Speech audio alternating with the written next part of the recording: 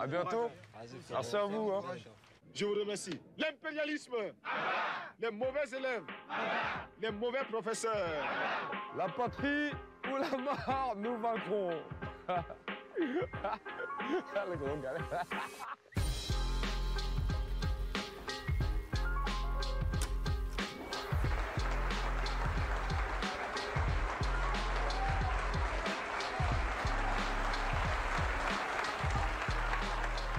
Camarades, en avant pour la libération de l'Afrique, la patrie ou la mort, nous vaincrons. Moi, ce que j'aime bien dans Thomas Sankara, c'est son verbe. Il avait des punchlines, comme on dit nous. Ce qu'il nous reste à faire, c'est la révolution. Nous devons être fiers d'être noirs. Thomas Sankara, ça rime avec fierté et dignité, en fait. Le colonialisme, l'impérialisme. Ces genres de personnages-là, ils passent une fois tous les 100 ans. La femme est une femme révolutionnaire, authentiquement révolutionnaire. Défendre la femme coûte que coûte. On avait un modèle parfait de féminisme ici même au Burkina Faso. On a forcément des ennemis et ils sont nombreux. Ces ennemis, c'est d'abord le capitalisme international. Sankara, ce qui était bien, c'est qu'on s'ennuyait pas, quoi. Et c'est pas la politique de focus, il appuyait là où ça faisait mal, quoi. C'est digne d'un roman, c'est digne d'un film, tu vois, c'est Hollywood presque. La patrie ou la mort, nous vaincrons.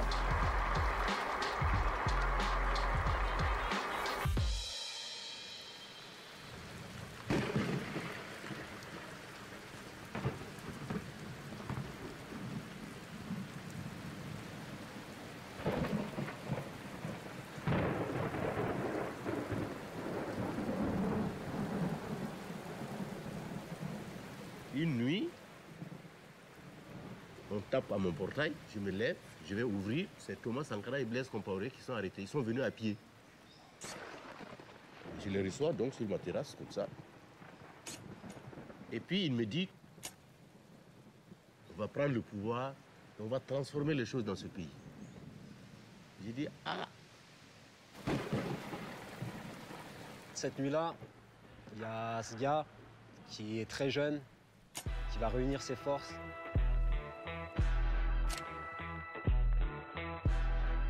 Et qui va prendre le pouvoir et qui va constituer une équipe de jeunes incorruptibles pour révolutionner son pays.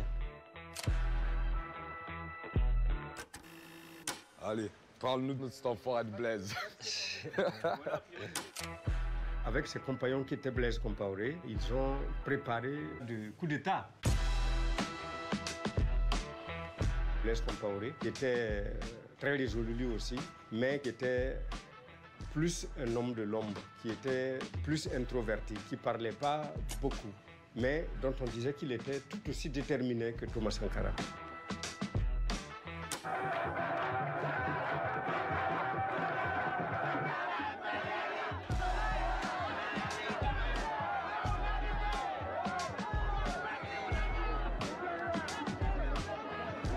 Je pense que je mourrai avec cette image du militaire frêle, très déterminé dans le ton et le regard, qui a pris la parole pour annoncer qu'aujourd'hui, 4 août 1983, on instaurait la révolution.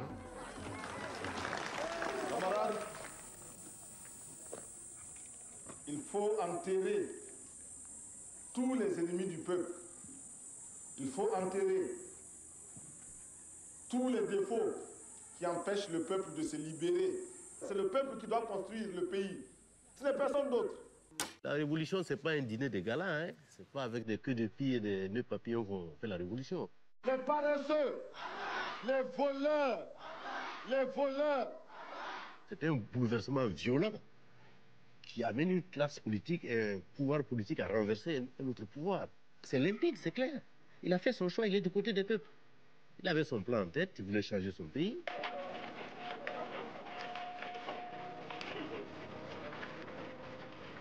La révolution est permanente. La révolution est victoire.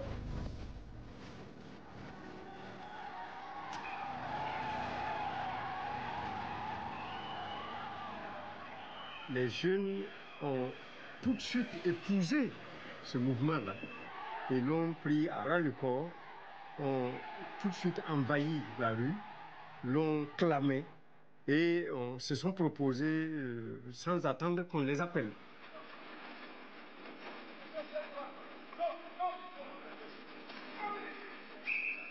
En Afrique, jamais un pouvoir ne s'appuie sur la jeunesse. Tous les dirigeants du pays ont une trentaine d'années, ce qui ne se reproduira plus jamais jusqu'à maintenant.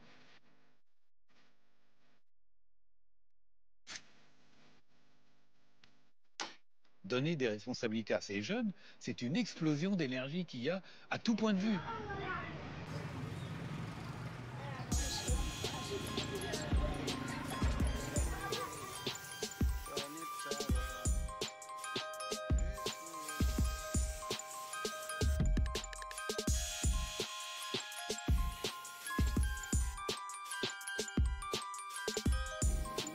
Le portrait de Sankara, j'ai tellement fait ça des milliers de fois que je me souviens de chaque détail de son visage, les yeux, le nez, les oreilles, surtout le béret qui est l'élément important. C'est clair que nous nous réclamons héritiers de Sankara, nous nous réclamons révolutionnaires, nous nous réclamons artistes engagés. C'est pour ça que nous prenons le risque de matérialiser son visage parce qu'il n'y a pas longtemps, on ne pouvait pas le faire. Tu vois ce qu'il a écrit? Défense d'oublier. On n'a pas le droit d'oublier cet homme. La patrie ou la mort nous vaincront, c'est l'une des phrases. Quand on finit de la réciter, on a l'impression qu'il y a une énergie qui traverse le corps. Aujourd'hui, on n'a pas un autre repère. Sankara, il est plus que jamais présent dans l'esprit de la jeunesse africaine. La patrie ou la mort nous vaincront.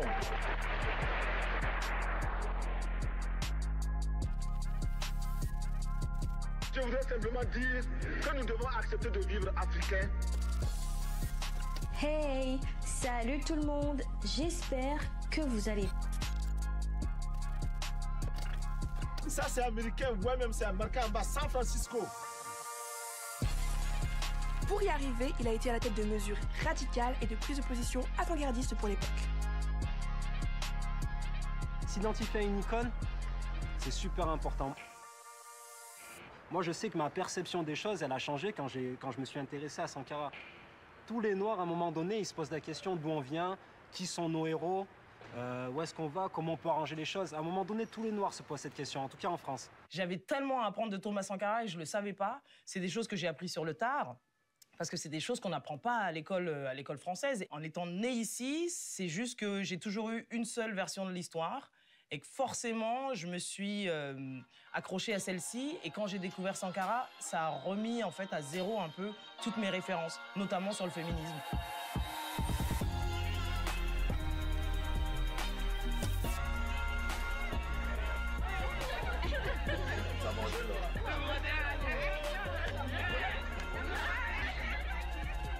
Je crois que le Burkina fait partie des rares pays qui commémorent cette journée du 8 mars, journée de la femme, qui est fériée et chômée.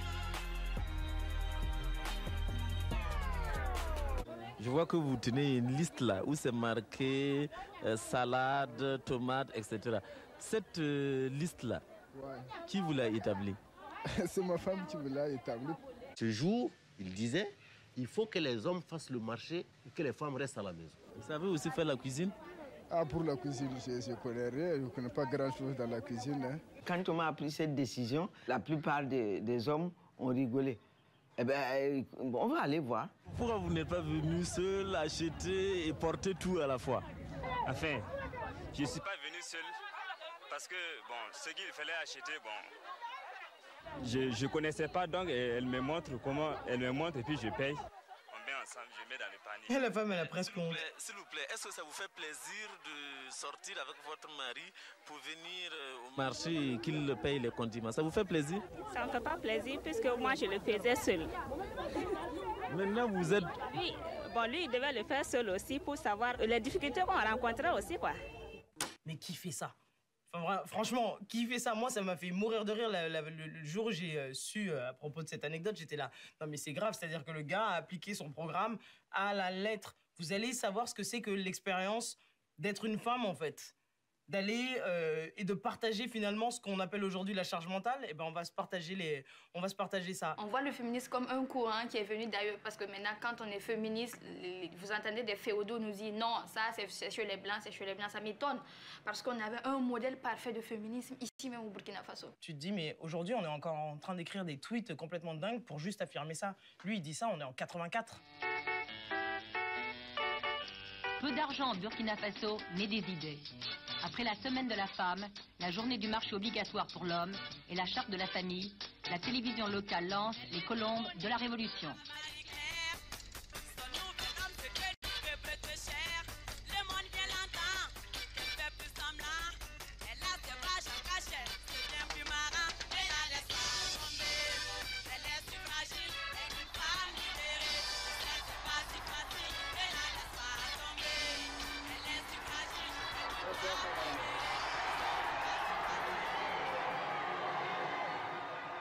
Vive la femme révolutionnaire voltaïque!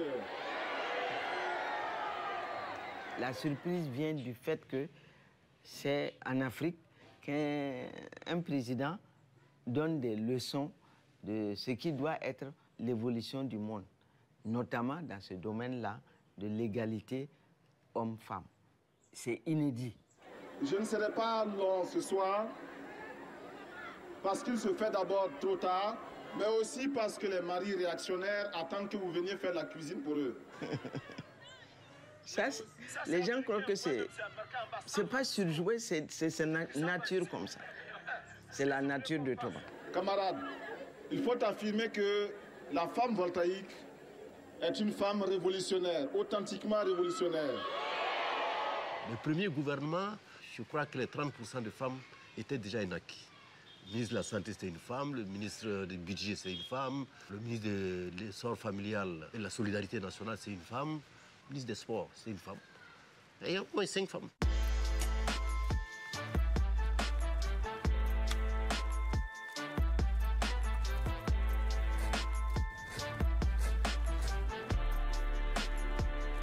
Nous devons donner à chaque femme le moyen de gagner honnêtement et dignement sa vie. Des mesures sont étudiées pour permettre aux femmes de recevoir de leur mari, par l'intermédiaire de l'État, ce que nous allons appeler le salaire vital. Le salaire de l'homme se partagera désormais avec sa femme et ses enfants, au détriment de la bière, au détriment des bars. L'impérialisme, les maris qui battent les femmes, les maris qui torturent les femmes, la patrie ou la mort. La femme africaine, c'est celle qui s'occupe du foyer. Moi, j'ai été élevé par ma mère. Je suis né à une époque où les pères africains n'étaient pas trop présents, ou alors ils avaient tendance un petit peu à bifurquer. Et c'est vrai qu'on s'appuie beaucoup, énormément en fait sur le rôle de la maman en fait. Et je pense que Thomas Sankara, il devait avoir cette fibre où il disait que la femme, elle a une importance capitale. Je pense que son enfance, elle a été marquée par sa maman.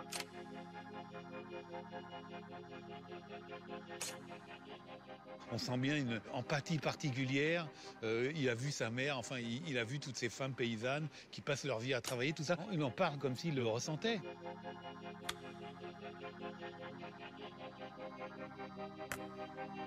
La sensibilité qu'il avait vis-à-vis de la libération de la femme était à fleur de peau.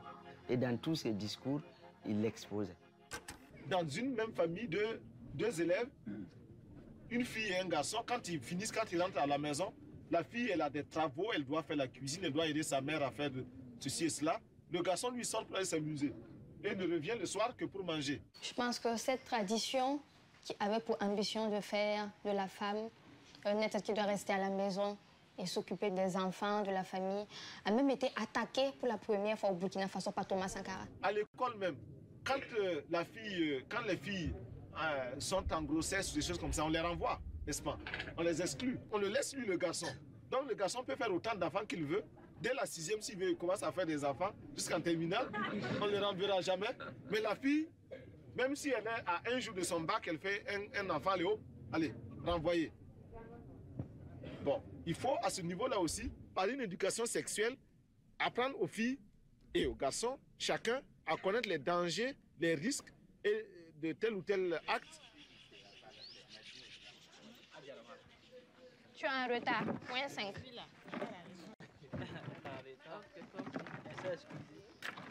L'éjaculation précoce, là, c'est surtout dû au stress. Tu es sûr? C'est pas la nature de certaines personnes aussi? Oui, ça peut être dû au stress. Voilà. Mais est-ce qu'il y a un temps indiqué? Bon, il n'y a pas de temps indiqué. Il y a des gens, c'est... Écoutons le docteur. Il y a des gens, c'est 3 à 5 secondes après la pénétration. Il y a d'autres aussi. Oui. Oui. Il y en a même qui n'arrivent pas à entendre.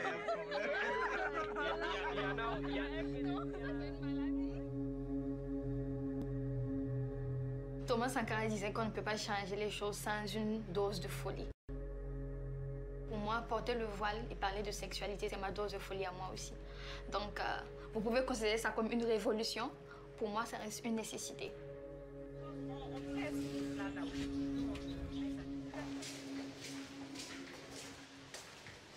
Bonjour. Vous êtes passé ici? Ici, à des filles. On intervient dans la sensibilisation en ce qui concerne la santé sexuelle et reproductive des adolescents et des jeunes. Vous savez bien que c'est un sujet tabou, on n'en parle pas. Même nos propres parents, c'est compliqué de parler de sexualité avec eux, voilà. Parce que c'est la société burkinabé même qui est comme ça. Est-ce qu'avec vos partenaires, vous avez opté pour une méthode contraceptive? Le préservatif? Le préservatif. C'est pour ça qu'on est là ce matin. Vraiment, vous sensibiliser à utiliser des méthodes, le préservatif surtout. On ne peut pas ignorer les conséquences du manque d'information des jeunes en ce qui concerne cette vie sexuelle-là.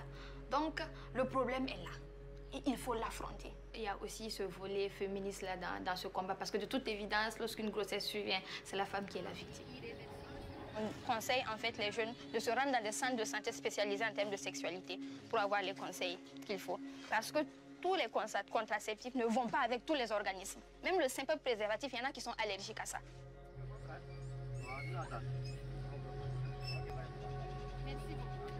Prendre la parole, c'est prendre le pouvoir. Et toujours dans ce domaine, encore mon idole, c'est Thomas Sankara, qui arrivait vraiment à capter l'attention par la puissance du message qu'il véhiculait.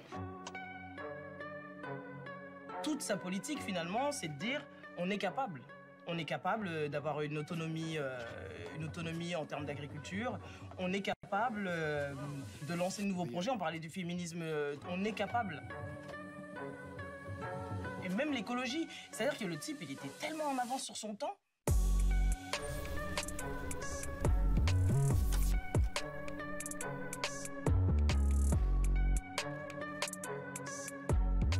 Tous les lundis, c'est le capitaine lui-même qui mène les opérations de reboisement utiles à son pays. Lorsque l'on dit que le désert gagne plus de 7 km par an dans notre pays, ce n'est pas visible. Mais il faut une campagne de sensibilisation d'abord. On a tous vu l'impact écologique. Parce que ça a été aussi sur ce terrain-là un pionnier avant l'heure. Bien avant qu'on prenne conscience mondialement qu'on vit sur une même terre et que ce qui se fait ailleurs comme atteinte à l'environnement allait avoir des conséquences aussi bien ici qu'ailleurs. De dire on n'importe pas le riz qui vient d'Asie.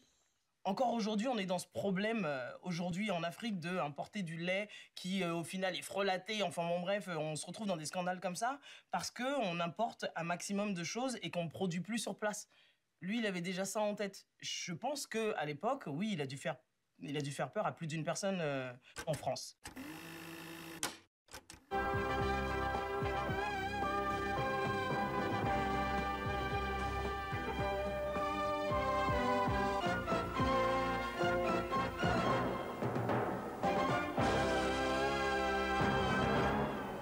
La participation du camarade président à la conférence internationale sur l'arbre et la forêt est une occasion pour relancer le dialogue avec la France. Dans l'amphithéâtre de la Sorbonne, beaucoup de regards sur le capitaine Sankara. Le capitaine Sankara a dénoncé courageusement l'égoïsme des plus nantis vis-à-vis des pays victimes des catastrophes naturelles. Le pillage colonial a décimé nos forêts sans la moindre pensée réparatrice pour nos lendemains. Nous voulons donc affirmer que la lutte contre la désertification est une lutte pour l'équilibre entre l'homme, la nature et la société. Aujourd'hui, on est sensible à l'écologie. Sauf que lui, ses problèmes, ils étaient là déjà. La sécheresse, elle était là. La déforestation, elle était là. Lui, il a répondu directement aux soucis qui se posaient devant lui, parce que c'était vital. C'est vrai que c'est très actuel, hein. C'est vrai que c'est un visionnaire. On peut voir un message messianique hein, dans son discours. Et moi, je pense que c'est la nécessité surtout. Il sera interdit de couper le bois. Désormais, tout véhicule transportant du bois sera arrêté. Et des amendes lourdes seront prononcées contre le propriétaire du véhicule. Et nous permettrons ainsi à la nature de se reproduire de façon harmonieuse. Ici, on a vu qu'en quelque temps, même des espèces de faune, etc., qui avaient disparu, étaient revenues dans certains villages. Moi, dans mon propre village, les gens ont vu qu'en 4 années où il n'y a pas eu cette coupe abusive du bois, etc., on a vu la régénérescence du sol. C'est l'avenir qui se dessine. Et Thomas était un pionnier. Bon, voilà, vous êtes là avec la publicité Levi's. Faites la publicité de Levi's. Bon, c'est bien. Je vois le jean avec c'est bien cousu là, Levi's. C'est bien. Mais ça, c'est américain. Ouais, même c'est marqué en bas, San Francisco. C'est écrit San Francisco. Qu'est-ce que vous voulez qu'on fasse? Comment on va faire?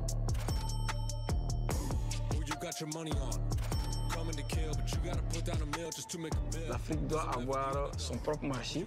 L'Afrique doit avoir ses propres lunettes pour regarder le monde. Donc, matérialiser le consommant local, consommant burkinabé comme l'a voulu Thomas Sankara. Ma délégation et moi-même, nous sommes habillés par nos tisserands, nos paysans. Il n'y a pas un seul fil qui vienne de l'Europe ou de l'Amérique. Les slogans qui étaient sur tous les murs de la ville de Ouagadougou disaient ceci: produisons et consommons burkinabé. Consommons ce que nous produisons, produisons ce que nous consommons. C'est dire qu'on ne va pas continuer à mendier. La mendicité, c'est fini. On se sauve soi-même. On n'est pas sauvé par quelqu'un.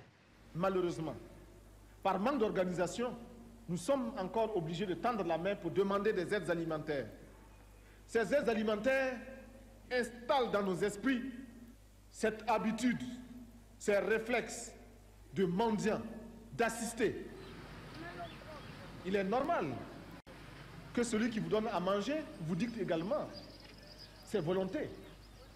Il y en a qui demandent mais où se trouve l'impérialisme? L'impérialisme, regardez dans vos assiettes quand vous mangez les grains de riz, de maïs, de mil importés. C'est ça l'impérialisme, n'allez pas plus loin. En 4 ans, on a pu pour la première fois depuis les indépendances atteindre l'autosuffisance alimentaire. On a construit le plus grand barrage de ce pays qui a permis de passer de 300 millions de mètres cubes à 600 millions de mètres cubes, sans un franc d'aide extérieure. C'est pas quelque chose, ça? Sankara, il répond aux besoins du peuple, il répond aux besoins essentiels. Lui, il dit qu'il faut donner à manger tous les jours aux gens, il faut leur donner à boire, etc. Il crée un modèle, je vais dire, de développement, et donc il est effectivement très populaire. Vu de France, on a toujours pris les présidents africains un peu comme des guignols, j'ai envie de dire ça, quoi. C'est cette image-là, en fait, qu'on a du président africain dans ces années-là. Quand on prend, par exemple, Bokassa en Centrafrique, il s'autoproclame empereur. Une cérémonie, juste, je pense que le prix de la cérémonie d'investiture, c'est probablement le PIB de son pays et des pays voisins. Aube grège, faite de perles incrustées de diamants, couronne de laurier d'or. Jean Bedel Bokassa va devenir Bokassa Ier, empereur de Centrafrique. C'est la même chose pour un Mobutu au Zaïre. On reste sur cette figure de président qui avait des palais complètement dingos. Moi, j'ai vu Mobutu assis dans son trône, avec sa toque, avec ses ors. C'est ça aussi l'imaginaire que les élites politiques ont semé dans les esprits.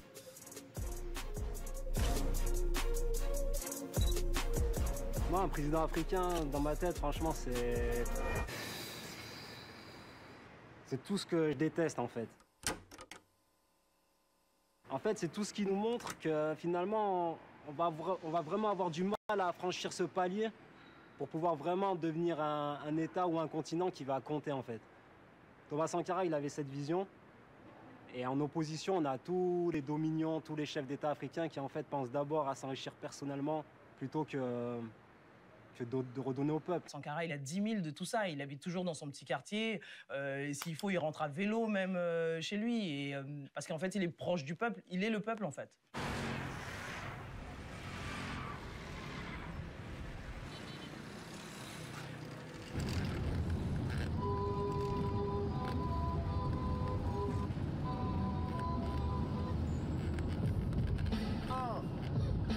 Harry Potter, yeah, check 1, 2, nodé à la prod, check 1, 2, c'est ça même, yeah, ce putain de rap on néglige mais il avance et n'écoute pas les aiguilles qui viennent te dire.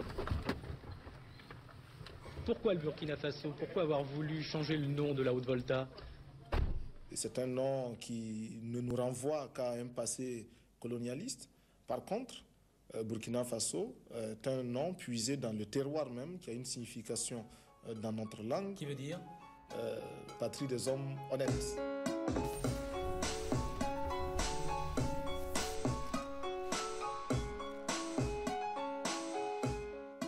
Il faut oser aussi appeler un pays comme ça.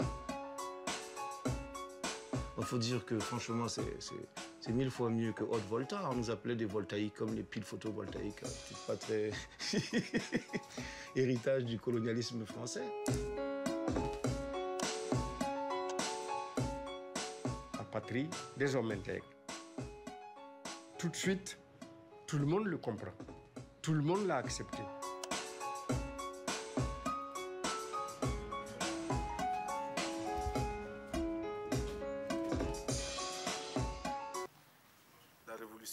Si elle promet un avenir radieux, elle part d'abord de sacrifices permanents. Et ces sacrifices, nous sommes décidés à les assumer.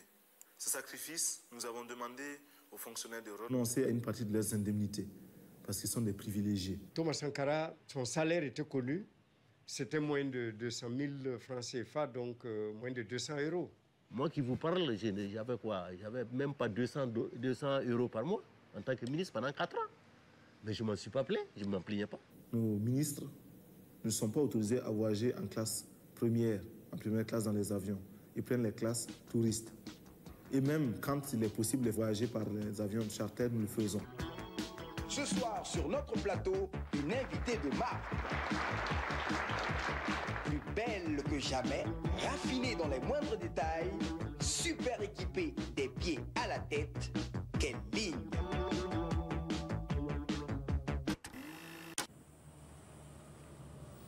Mercredi, jour de réunion du Conseil des ministres. Ceux-ci s'y rendent dans leur nouveau véhicule de fonction.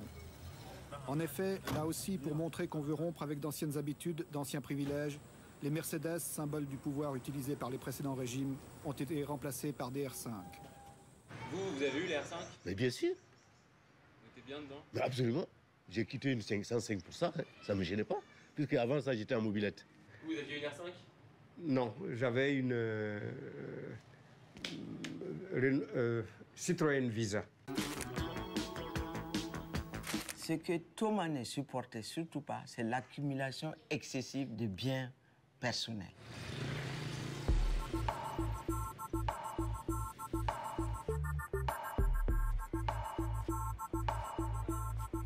La maison paternelle est toujours là, vous pouvez la voir encore dans le quartier d'Apoya.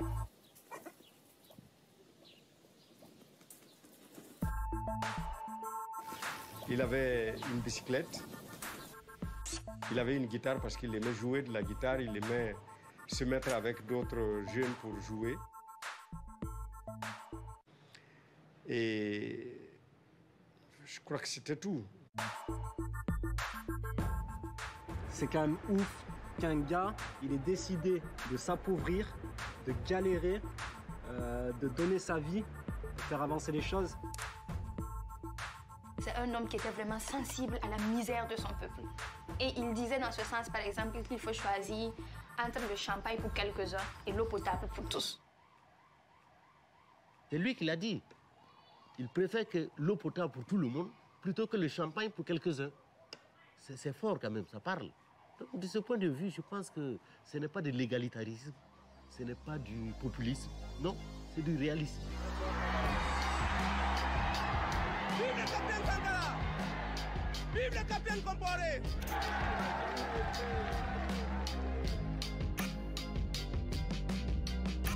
Ils sont montés au pouvoir très jeunes, ça bouillonnait de partout. Il fallait expérimenter toutes les idées.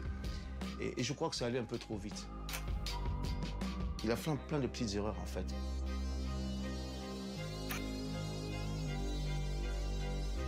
Je me retrouve un peu comme un cycliste qui grimpe une pente raide,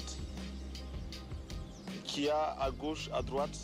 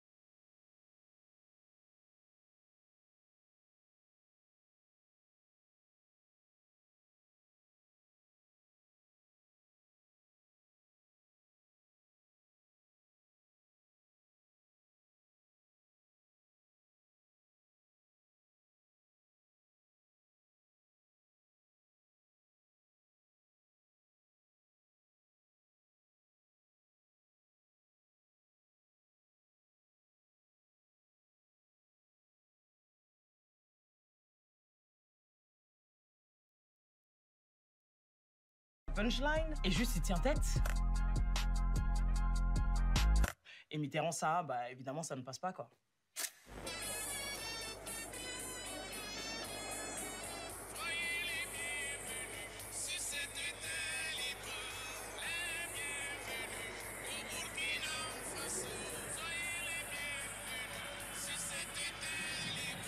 Monsieur le Président, bienvenue au Burkina Faso.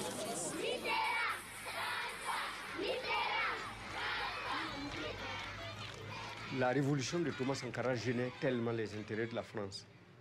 Elle avait tout à perdre en perdant le Burkina. L'occasion pour le capitaine Sankara de montrer à François Mitterrand les premiers succès de sa fougue révolutionnaire. Le tout ponctué d'une touche de sympathie, le papa blanc devenant ici, dans la bouche des enfants, un affectueux tonton.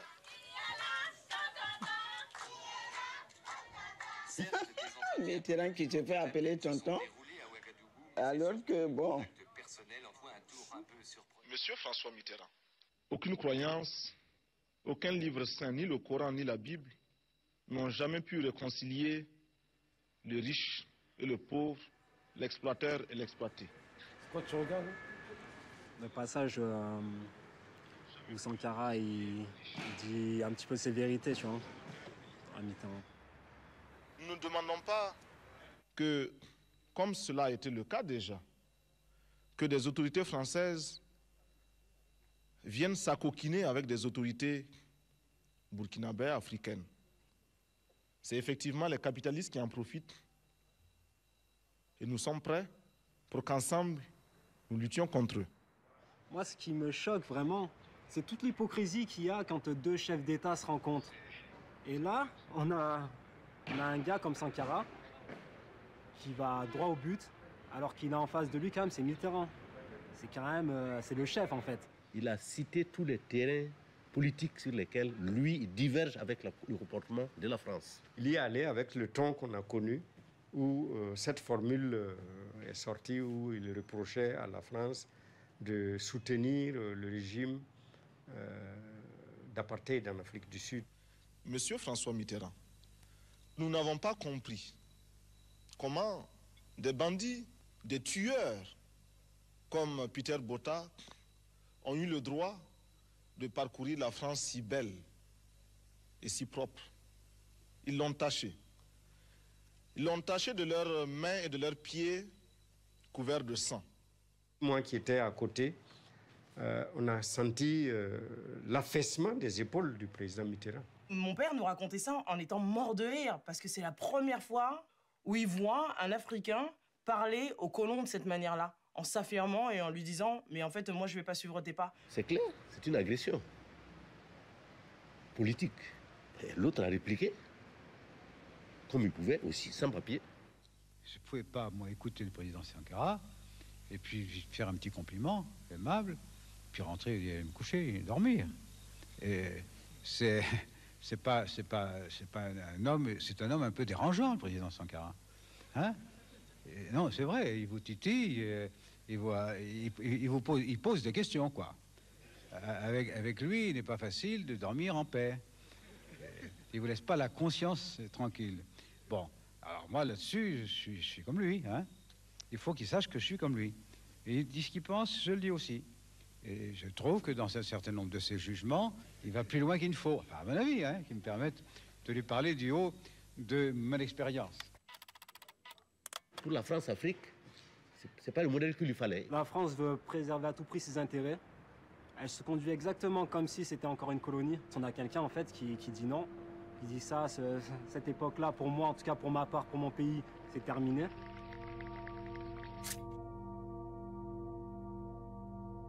Et pendant tout ce temps-là, son image ne faisait que grandir au Congo, au Ghana, au Sénégal, en Côte d'Ivoire, un peu partout au Nigeria, aux États-Unis, partout à Harlem.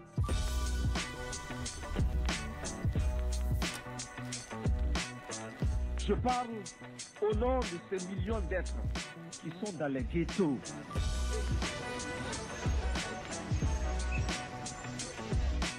Parce qu'ils ont la peau noire ou qu'ils sont de cultures différentes et qui bénéficie d'un statut à peine supérieur à celui d'un animal. Thomas Sankara avait dit à l'époque que personne ne l'empêchait, ne pouvait l'empêcher d'aller voir les communautés noires à Harlem. Et il y est allé.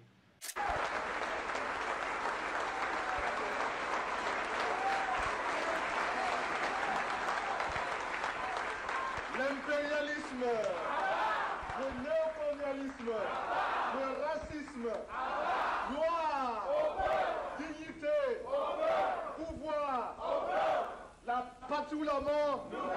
Merci camarades. La rencontre à Harlem n'était pas vraiment dans le programme officiel. Et les services de protection américains n'ont jamais eu autant de difficultés à protéger un chef d'État qu'avec Sankara. Notre Maison Blanche se trouve dans le Harlem noir. That's what I said, and I will repeat myself. My White House is in the Black Harlem. Ah, parce qu'il a des punchlines. Il a des punchlines. On a dit votre maison blanche, vous l'avez faite là où il y a le plus de noirs. Ça, il a dit ça pour tout le monde. C'est vrai, j'écoute ça. Ah, elle est mortelle. Elle est mortelle. Il n'y a jamais un rappeur qui a écrit ça. Nous devons être fiers d'être noirs. You have to be proud to be black.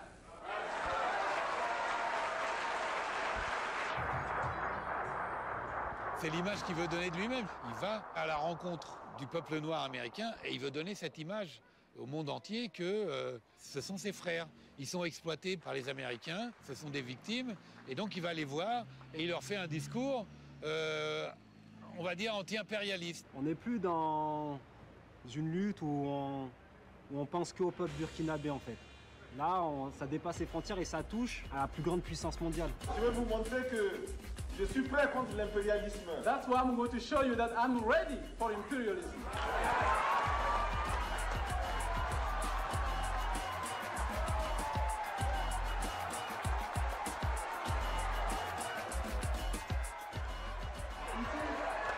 Ce sont des balles réelles. Those bullets are real bullets. Et lorsque nous tirerons ces balles, ce sera contre l'impérialisme. Sortir son flingue en disant ça c'est pour tuer l'impérialisme, c'est une provocation inutile, mais ça fait partie du personnage et de ce qu'il veut montrer de lui-même.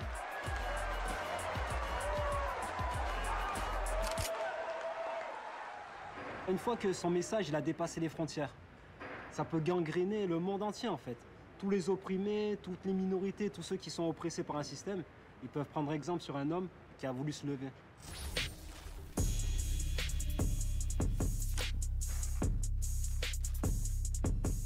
Les pays du tiers-monde ont interpellé les pays riches une nouvelle fois en dénonçant l'impasse où paraît conduire, selon eux, la stratégie de règlement de leurs dettes. Il n'est pas possible à un grand nombre de pays en développement de payer ce qu'ils doivent.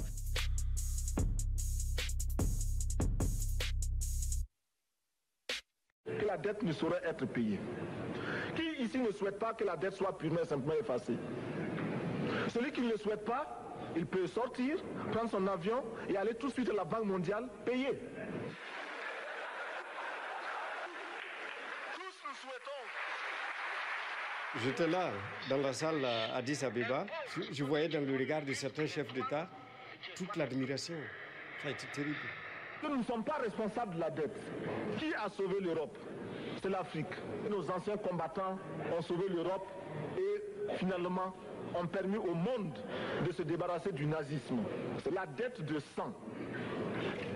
C'est l'Occident qui nous doit. Nous ne devons rien à personne. Il n'y a pas un morceau de terre dans le monde où un nègre n'a pas sué, n'est pas mort pour que les autres vivent bien. Il n'y en a pas. Qu'on ne vienne pas me dire aujourd'hui que je dois quelque chose à quelqu'un. C'est nous qui avons servi les autres. Mais aujourd'hui, où on s'assoit ensemble à table, où c'est nous qui nous faisons servir, ça suffit. Il a compris le rapport de force mondiale, il s'est dit, je crache mon venin, advienne que pourra. Je voudrais que notre conférence adopte la nécessité de dire clairement que nous ne pouvons pas payer la dette. Non pas dans un esprit belliqueux, belliciste. Ceci pour éviter que nous n'allions individuellement nous faire assassiner. Hey, bien le bonjour depuis Ouaga. Et je vous le dis, on va arrêter de vous regarder. Nous, maintenant, la voie, elle est tracée, on y va. Là, il devenait beaucoup trop big. C'est-à-dire que d'un coup d'un seul, tu es en train de dire à tous les autres pays, vous pouvez continuer de traiter avec tous ces gens, mais vous pouvez aussi dire non. Et si on est 10 à dire non, là, forcément, c'est sûr que la dette, on ne va pas la payer.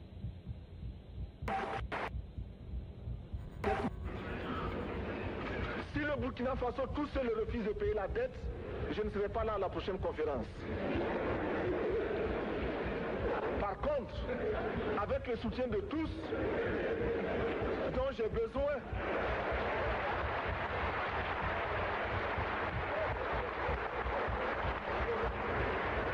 avec le soutien de tous, nous pourrons éviter de payer. Sur la dette, c'était la goutte d'eau. J'ai le sentiment qu'il a peut-être signé son arrêt de mort à partir de ce discours.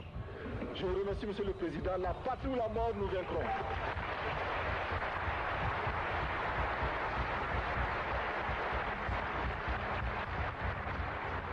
L'extérieur se dit, lui, c'est un nuisible. À l'intérieur, bah, forcément, il suscite de la jalousie parce qu'en fait, il prend de l'ampleur. C'est un personnage vraiment à la fois charismatique et qui, du coup, efface tous les gens qui sont autour de lui. Quand on a son frère qui est là en numéro 2 et qui est toujours là pour écouter et qui, finalement, n'arrive pas à avoir cette aura que le frère aîné a, bah, c'est sûr que ça suscite des jalousies.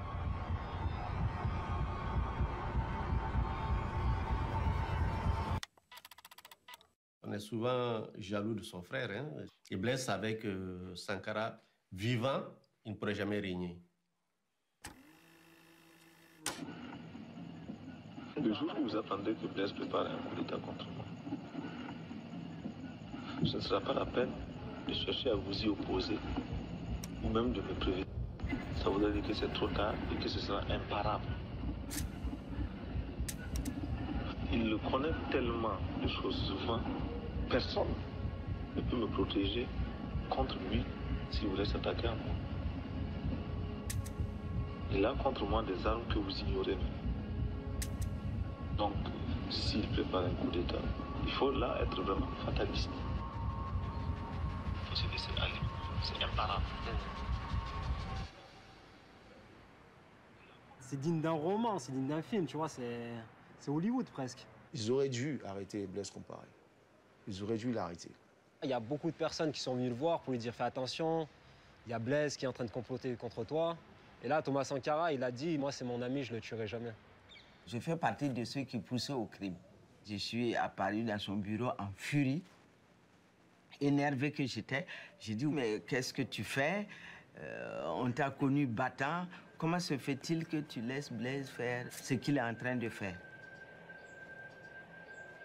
La réponse m'a été, je me bats, mais je ne me salirai jamais les mains. Jamais.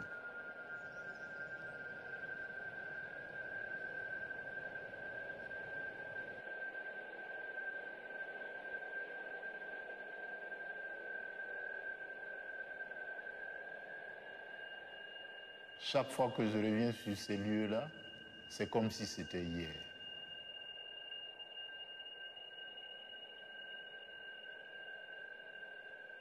Un commando démarre de la maison de Blaise Compaoré.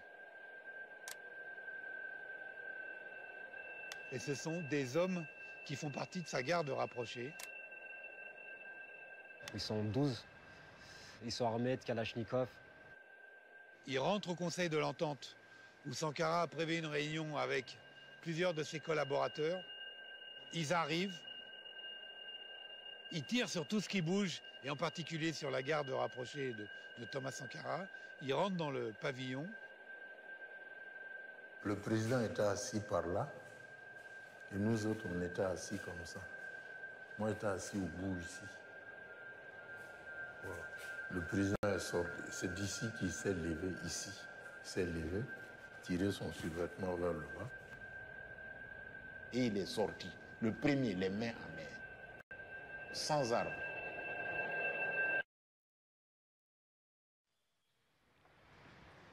se fait exécuter comme ça, froidement. Il se fait buter, quoi. Il a été le premier sorti et il a été abattu à bout portant ici. Et puis bon, ceux qui ont suivi, certains sont tombés par là, d'autres par là. D'autres étaient venus se coucher par là. Moi, je me suis couché ici, juste là. On l'a criblé de balles et puis on l'a jeté dans un trou. Ils l'ont crucifié, c'est tout. Nous sommes dans l'un des quartiers les plus misérables de la capitale. Son cadavre et ceux de ses gardes, jetés ici, sans cercueil ni pierre tombale, juste quelques mots griffonnés. Sankara, tu as été trahi par ton meilleur ami. Il y a un détail aussi là qui m'énerve aussi. C'est que Blaise Compaoré, il dit quoi? Il dit que Thomas Sankara, il a été tué par accident. Il déclare ça, il déclare carrément qu'il a été tué par accident. Ah, on sait que c'est une exécution. Accident, c'est-à-dire des mecs viennent avec des calaches, entrent, les mecs qui lèvent les mains, ils l'exécutent par accident. Non, je dis que j'étais chez moi, j'étais même malade et lorsque ça tirait, des camarades, un camarade qui était avec moi peut le confirmer, je pensais même que c'était ma maison qu'on a accueillie. Je suis sorti même dans la rue avec mon arme pour me défendre. Donc, Vous avez des regrets? D'avoir perdu un ami, bien sûr. Et un regret aussi, qu'à un moment de sa vie, il ait pensé à nous liquider. C'est dommage. Ouais, c'est dommage.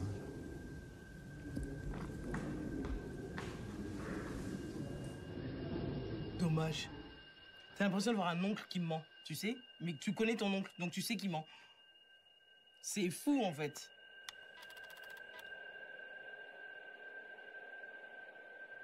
C'était lui ou nous.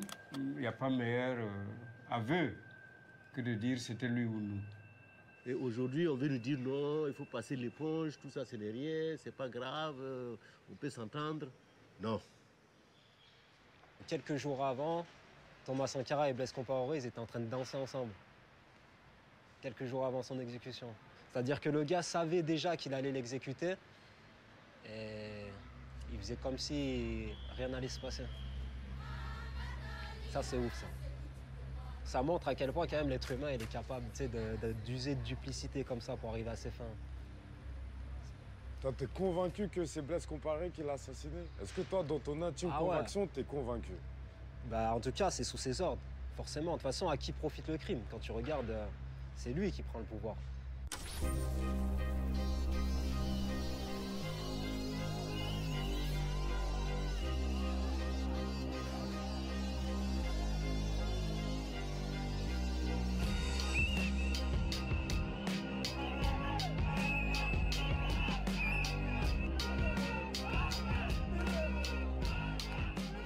L'histoire, elle est marrante, quoi. C'est-à-dire que quand on décide de sortir Compaoré, les premières qui sortent, c'est les femmes avec leur spatule et qui disent tu...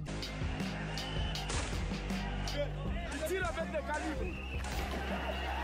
Non, non, non, non, non, non, non. En 2014, va se lever une insurrection populaire massive.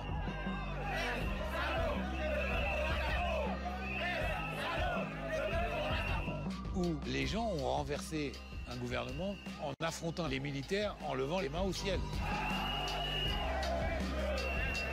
Nous sommes venus essayer de manifester pacifiquement, montrer à la face du monde entier que les vrais bourreaux, ce sont eux. C'est l'État burkinabé, c'est Blaise Compaoré.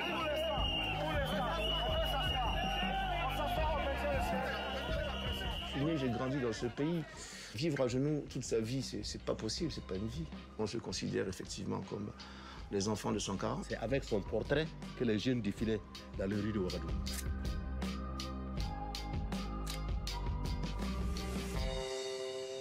Donc il a été réhabilité comme ça se doit.